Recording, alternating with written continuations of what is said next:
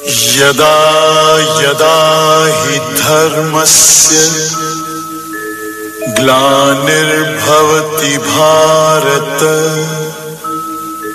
अभ्युत्थानम् अधर्मस्य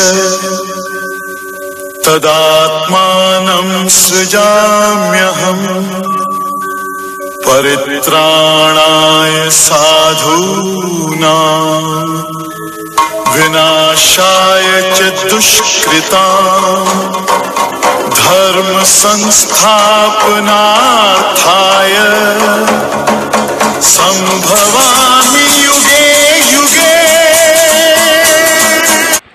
प्यारे बच्चों, आज हम समास के विषय में पढ़ते हैं। समास, जिसे अंग्रेजी में कंपाउंड कहते हैं। समास का शाब्दिक अर्थ होता है संक्षेप। समास किसे कहते हैं? परस्पर संबंधित दो या दो से अधिक पदों को मिलाकर एक पद बनाने की प्रक्रिया को समास कहते हैं। जैसे रामः च लक्ष्मणः च, ये दो शब्द हैं, इनको मिला करके एक पद बना दिया राम लक्ष्मणौ। इस प्रक्रिया का नाम समास है। समास के मुख्य 4 भेद होते हैं। पहला अविभाव है, दूसरा तत्पुरुष, तीसरा द्वंद्व और चौथा बहुव्रीहि। इस क्रम के बारे में भी यही विचार है कि अविभाव पहला, इसमें पूर्व पद प्रधान होता है, तत्पुरुष में उत्तर पद प्रधान होता है, द्वंद्व में दोनों पद प्रधान होते हैं और बहुव्रीहि समास में अन्य पद प्रधान होता है।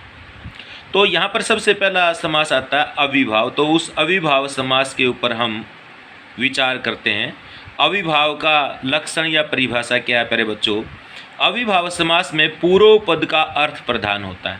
पूर्व पद प्रधान होता है ये भी कह सकते हैं, क्योंकि प्रधानता तो अर्थ की होती है वास्तव में। अतः है अविभाव समास में पूर्व पद का अर्थ प्रधान होता है, पूर्व पद अव्यय या उपसर्ग होता है, अतः समस्त पद भी अव्यय हो जाता है और समस्त पद नपुंसक लिंग एक वचन के समान प्रतीत होता है।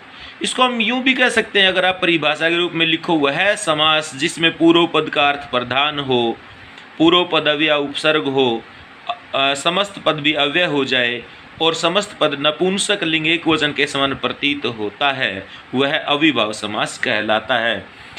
उदाहरण देखिए, नगरस्य समीपम, और इससे क्या बन जाएगा? समस्त पद उपनगरम। ये अविभाव समास का उदाहरण है। प्यारे बच्चों, समास जब हम सीखते हैं तो उसमें उस प्रक्रिया में 3 चीज़ों को हम शामिल करते हैं जो परीक्षा की दृष्टि से इम्पोर्टेंट होती हैं। सबसे पहला है समस्त पद निर्माण, दूसरा है समास विग्रह और तीसरा है समास का नाम। यानी कि समास के चैप्टर में हमें तीनों चीज़ें आनी चाहिए। समस्त पद निर्माण कैसे करते हैं, विग्रह कैसे करते हैं और समास का नाम। तो हम सबसे पहले समस्त पद निर्माण के बारे में सीखते हैं।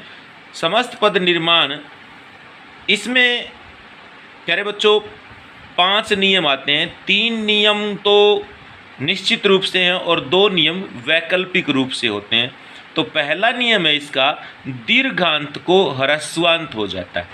यानी कि अंत में जब शब्द के अंत में कोई दीर्घ स्वर होता है, जैसे आ है तो उसको ए हो जाएगा, दीर्घ ई है तो उसको ह्रस्व ई हो जाएगा, दीर्घ उ है तो उसको ह्रस्व उ हो जाएगा और ओ को भी उ हो जाता है।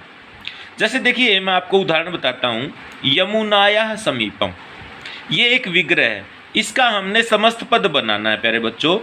तो समीपम के लिए आता है उप अव्यय, उप को हमने आगे ले लिया और यमुनाया का मूल शब्द हो गया यमुना।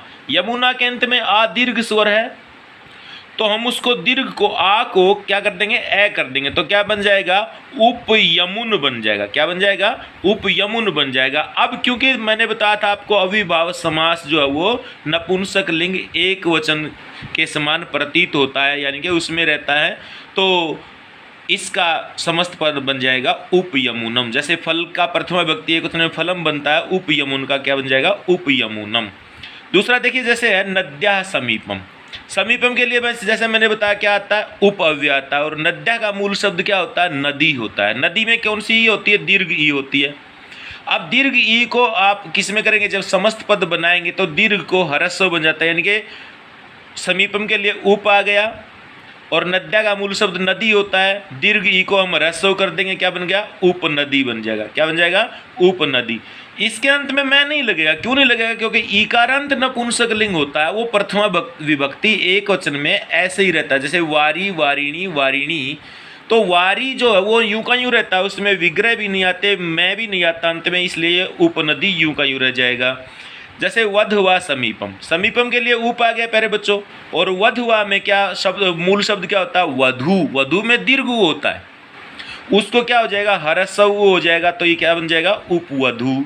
ठीक है, इसमें भी नपुंसक लिंग में ये ह्रस्व उ है, ये यूं का यूं रहता है, जैसे मधु, मधुनी, मधुनी। तो मधु जो है वो यूं का यूं रहता है, उसके पीछे विसर्ग या मैं हलंत नहीं आता, तो ये उपवधु भी यूं का यूं रह जाएगा।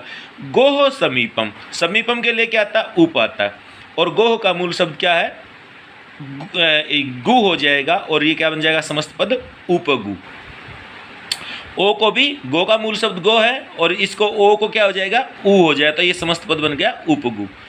उसके बाद दूसरा है प्यारे बच्चों इसका नियम, नकारांत शब्दों के न का लोप हो जाता है समस्त पद बनाते समय। जैसे राज्ञ समीपम है, समीपम के लिए अव्यय आता है उप, आपको मैंने पहले भी बता दिया। उप के बाद क्या है, ये शब्द राज्ञ है, राज्ञ को हम उधर ले जाएंगे उत्तर पद में, तो राज्ञ का मूल शब्द होता है राजन। राजन के अंत में क्या है, न होता है, तो न का क्या हो जाएगा, लोप हो जाएगा, क्योंकि नकारांत पदों के न का लोप हो जाता है, तो क्या बन गया, उपराज बच गया। क्या बच गया, उपराज बच गया। अब हम इसको, क्योंकि उपराज जो शब्द है वो अकारांत है, तो जैसे फल का फलम बन जाता है प्रथमा विभक्ति एकवचन नपुंसक लिंग में, इस प्रकार उपराज का क्या बन जाएगा, उपराजम। इसी प्रकार आत्मनि इति है, ये इति जो सप्तमी विभक्ति आत्मनि में, इसके लिए अधि अव्यय आता है, तो अधि बन गया, और आत्मनि का मूल शब्द है आत्मन। अधिजमा आत्मन में हमने संधि कर दी, तो अध्यात्मन बन जाएगा, और नकारांत शब्द के न का लोप हो जाए, तो क्या बच गया, अध्यात्म बच गया। अध्यात्म बच गया, तो हम इसको नपुंसक लिंग एकवचन में करेंगे, तो क्या बन जाएगा, अध्यात्मम।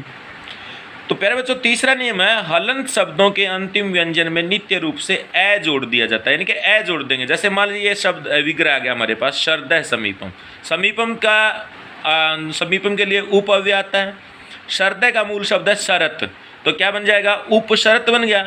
इसमें हम नित्य रूप से ए जोड़ देंगे, तो क्या होगा, तय के पश्चात आएगा, जसत तो संधि हो जाती, तय के स्थान पर दय हो गया, और उस दय में ए मिल गया, तो ये बन गया उपशरद।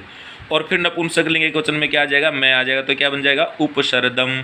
इसी प्रकार दिशा समीपम का क्या बन जाता है, उपदिशम। प्यारे बच्चों चौथा और पांचवा नियम वैकल्पिक है।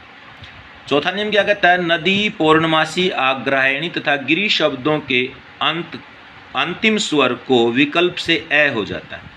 जैसे नद्या समीपम है, पहले मैंने जो पहले नियम में बताया था दीर्घांत को ह्रस्वांत हो जाता है, उसके अनुसार तो उपनदी बनता ही है, लेकिन यदि ई का लोप करके हम अंतिम स्वर को ए बना दे, तो ये उपनद शब्द बन जाता है, और उपनद में फिर क्या करते हैं, आकारांत शब्द है, इसलिए नपुंसक लिंग में मैं लगा देते हैं, तो क्या बन जाएगा, उपनदम। इसी प्रकार गिरे समीपम का भी उपगिरम बनता है, और उपगिरी तो पहले नियम के अनुसार बनता ही है।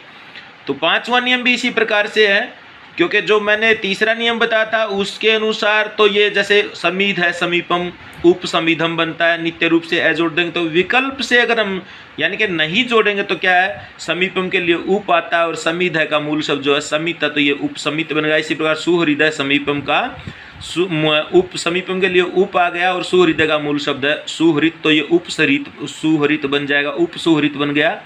और इसी में ए जोड़ देंगे तो फिर ये उपसुहृद बन जाता है, और नपुंसक लिंग में फिर मैं हो जाता है, उपसुहृदम बन जाता है।